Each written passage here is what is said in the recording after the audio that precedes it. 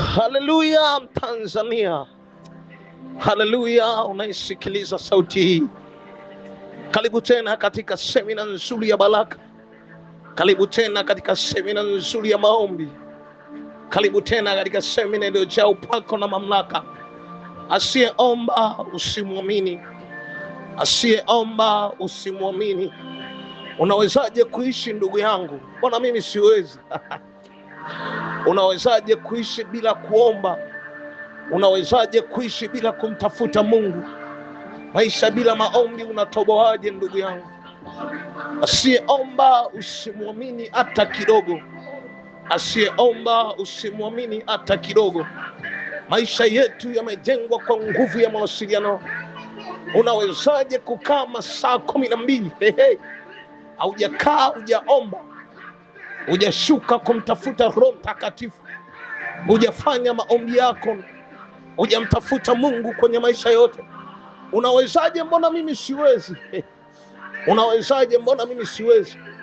Asiyeomba usimwamini, asiyeomba usimwamini. Unawezaje kuamka asubuhi bila kuomba? Unawezaje kuingia kazini pako ukafanya mambo yote pasipo kuomba? Unawezaje rafiki yangu? Asiyeomba usimwamini. Asiyeomba, narudia tena, usimwamini. Maisha ya maombi, maisha ya maombi. Maombi sio tabia, maombi sio matukio, maombi sio tukio na kwamba umekutana na njaa uombe, umekutana na shida uombe. Maombi ni maisha, maombi ni maisha. Tunaomba kwa sababu maombi ni maisha. Maisha yako yakiishi katika maisha ya maombi, wewe unawezaje kuishi bila kuomba? Asiyeomba usimwamini, asiyeomba usimwamini. Hakuna namna unaweza kushinda vita pasipokuwa mtu wa maombi. Hamna namna unaweza kutoboa hilo jaribu pasipokuwa mtu wa maombi. Asiyeomba usimwamini. Hata mtunga Zaburi mwenyewe anamwambia Mungu, maneno ya kinywa changu na mawazo ya moyo wangu yapate kibali mbele zako. Dati ni asubuhi anaamka ya kwamba nimetoka kitandani, ninakokwenda sipajui na ninakwenda kufanya nini. Ninachotamani maishani mwangu nikakutane na kitu fulani. Anaomba maneno haya, anamwambia Bwana, maneno ya kinywa changu na mawazo ya moyo wangu yapate kibali mbele zangu. Unawezaje kumaliza masaa 12 pasipo kuomba? Asiyeomba usimwamini. Asiyeomba usimwamini. Asiyeomba usimwamini. Asiyeomba usimwamini. Maneno ya Mungu mazuri kabisa. Yesu mwenyewe anatufundisha kwenye kile kitabu kitakatifu. Nataka nikuonyesha kuna watu hata Yesu akuamini kutokana na nguvu ya maombi. Asiyeomba usimwamini. Siwezi nikakuamini ni mhubiri, unatamani huduma yako ikue, alafu nakimbia maombi. Unataka tukuaminije? Unataka tukuaminije? Asiyeomba usimwamini. Dada, unawezaje kushusha wingu? Unawezaje kuambukiza watu uwepo wa Mungu katikati ya praise unaiabudu pasipokuwa mtu wa maombi? Unawezaje kutoboa hiyo semester uliopo pasipokuwa maombi? Unawezaje kupenya katika jaribu kubwa la kibali pasipokuwa maombi? Asiyeomba usimwamini. Asiyeomba usimwamini. Mathayo 26 ile mstari wa 40, Yesu akawajia wale wanafunzi wake, akawakuta wamelala.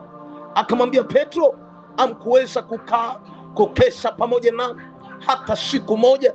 Ni jambo la kwanza la kujiuliza.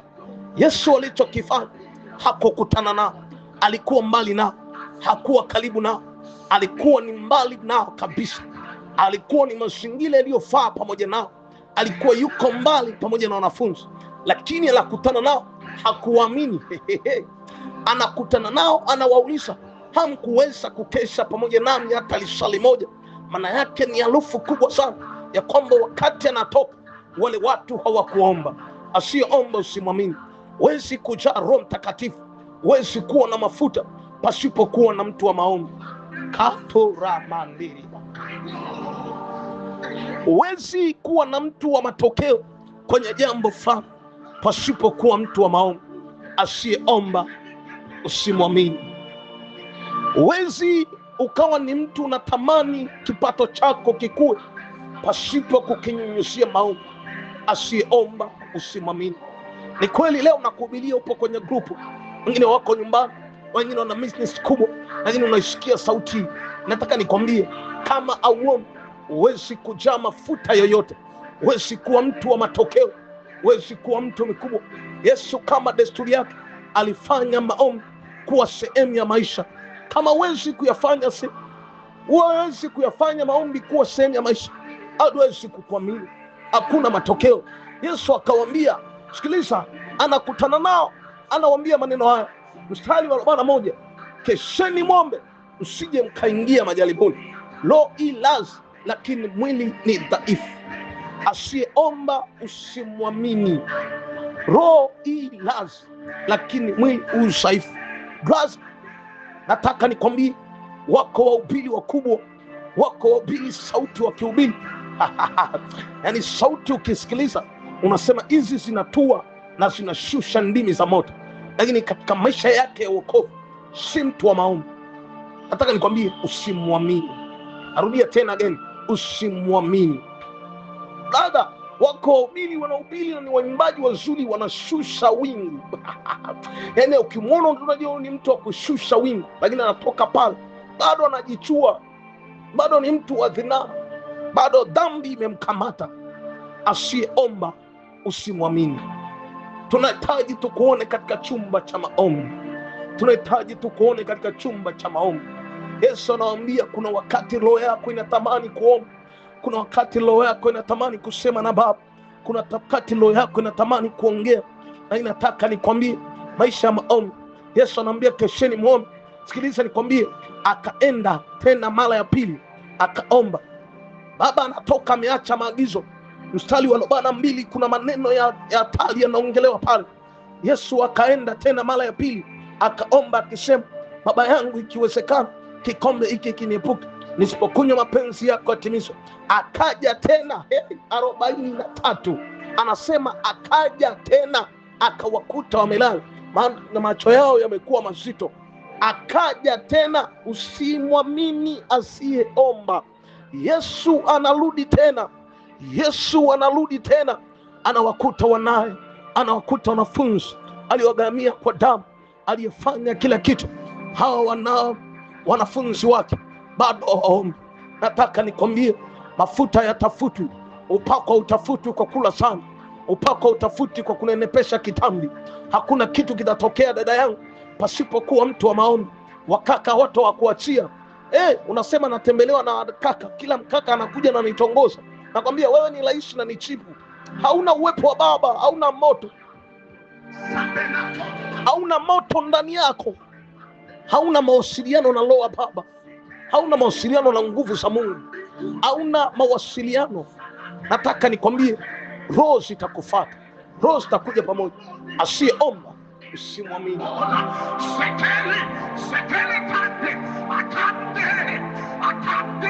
Asiyeomba usimwamini tena hata kidogo. Maisha yetu yamejengwa katika mawasiliano. Maisha yetu yamejengwa katika kumtafuta Mungu. Unawezaje kutoboa pasipo maombi? Yesu anawaacha wanafunzi wake, anaamini hawa ni wanafunzi wangu na watabaki wanaomba. Anarudi tena, anawakuta wamelala. Nataka nikwambie, amka, punguza kulala. Lipa gharama ya maombi, lipa gharama ya kuomba sana, lipa gharama ya kumtafuta Mungu. Tenga masaa 8 kwa ajili ya Baba, tenga masaa kwa ajili ya kumtafuta Mungu. Wewe ukapata matokeo pasipo kuomba. Asiyeomba usimwamini, asiyeomba usimwamini. I repeat tena again, asiyeomba usimwamini. Nataka nikwambie, hakuna matokeo pasipo kuwa mtu wa maombi. Wake up Tanzania.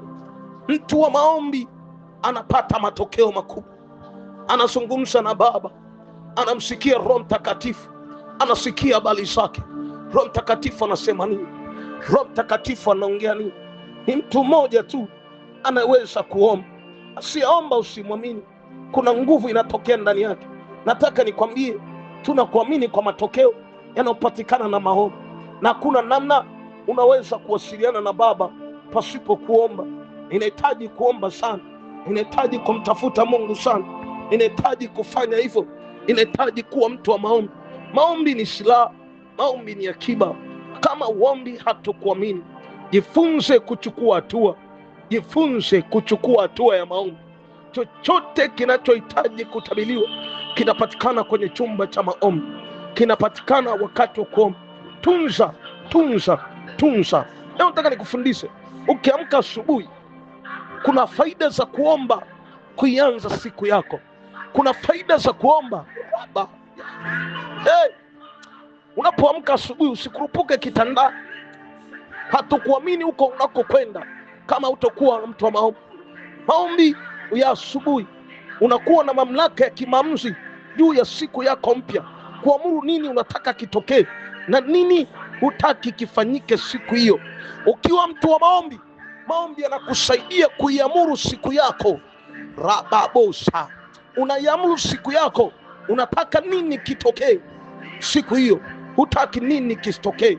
Amini nawaambia, Biblia inasema katika kitabu cha Mathayo 18, amini nawaambia, yoyote mtakao yafunga duniani yatakuwa yamefungwa mbinguni, na yoyote mtakao yafungua duniani yatakuwa yamefunguliwa mbinguni. There is no way unaweza ukafungua kitu pasipokuwa mtu wa maombi. Unawezaje kuishi bila maombi? Asiyeomba usimwamini. Hii ni mamlaka ya ajabu mno. Ukiwa mtu wa maombi, unataka kuwa mtu wa imani siku nyingi, ili uweze kuwa mtu wa namna ya maombi.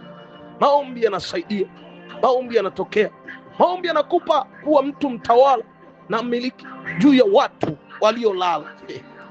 Sio, unaelewa? Ukijifunza kuomba kwenye ulimwengu wa roho, ujue kuwa kuna kitu unakipata kirahisi bila kutumia gharama yoyote. Haupati, manake inahitaji gharama kubwa ya maombi. Unaweza kuzuia kila ajenda za kishetani kwenye maisha yako kabla zijatokea. Haya ni maombi. Unawezaje? Punguza kula, anza kuwa mtu wa maombi. Yani lazima uombe, ufanye. Yesu atakupa matokeo. Maombi yanakupa utulivu wa akili, wa kiroho, kuwa na mawazo mapya kwa ajili ya siku yote nzima. Unawezaje kuomba na usipate matokeo? Asiyeomba usimwamini. Mtu wa matokeo, mtu wa miliki ya Mungu, nahitaji ni kuona na matokeo. Roho Baba, kupe neema ya kuomba. Tunakuamini kwa matokeo, tunakuamini kwa vitu vikubwa. Makorada, asiyeomba usimwamini. Asiyeomba usimwamini. Let us pray. Yuko mwanachuo anaisikiliza taarifa hii na unatamani kuanza fesia, na unakutana na watu wa mikoa tofauti, au unaenda chuo kuanza. Nataka nikwambie, kuna namna kama uombi hatukuamini, hauwezi kupata matokeo ya GPA unayohitaji. Kuna mfanyabiashara yupo katika eneo, alafu kuna watu wamemzunguka, hajui ni roho gani shiko ndani yao, na wanakuwazia vibaya. My dear, my friend, my brother, let me tell you, kama uombi hatukuamini na huwezi kupata matokeo. Unalia maisha magumu, maisha sio magumu. Ugumu ni wewe kukataa kuomba. Kama uombi cannot get that, prayer change things that can change anybody. Human being hawezi kubadilisha hali maombi. Let us pray. Endelea kuomba. Kamanda wa vita, Baba anahitaji tuombe. Roho Mtakatifu anahitaji tuombe. Mbingu zinahitaji tuombe. Mbingu zinahitaji tuseme. Mbingu zinahitaji uombe. Ukiwa mtu wa maombi, kuna nafasi ya matukio. Roho Baba atakusemesha. Hata kama hujui kuomba, hii audio ikupeleke katika vina vya maombi, katika hatua ya maombi. Roho Baba seme na maisha yako. Kama uombi hatukuamini, endelea kuomba. Wakati utatulia chumba chako sasini, Roho Baba akupe matokeo. Roho Baba akupe matokeo. Wa majitu ya imani, majitu ya matokeo yalianza na kuomba. Hicho kidogo walianza kuomba. Roho Baba akafanya, akawapa kitu kikubwa. Asiyeomba usimwamini.